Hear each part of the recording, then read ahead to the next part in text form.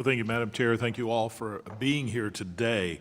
In my home state of Georgia, election laws require poll watchers to complete training and establishes clear standards for governing their conduct and observation within polling places. As Congress considers a similar framework for House election observers, input from state and local election officials, I think, will be very essential. Mr. Wilcox, as we prepare to send House election observers to Florida, what would you recommend for House observers to be prepared in advance? Thank you, sir, for the opportunity.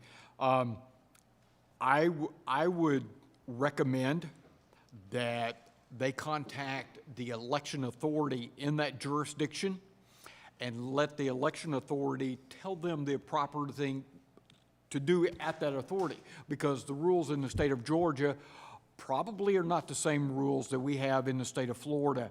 And so being in direct contact with the election administrator as early in the process as possible is extremely important. Okay, thank you. And I've been on this committee for many years and have participated in setting up election observers. And Director Reed, can you walk us through Ohio's election observer regulation and procedures? Sure. So when observers are appointed, and usually for us it's the state or the county political parties that appoint, it could be a candidate or a group of 5 candidates or a ballot issue committee. Once that those committees have met and put together their list of appointments, that is submitted to our office, depending on the type of observation they're going to do, roughly 11 days before Election Day, for instance, or 11 days before early voting starts.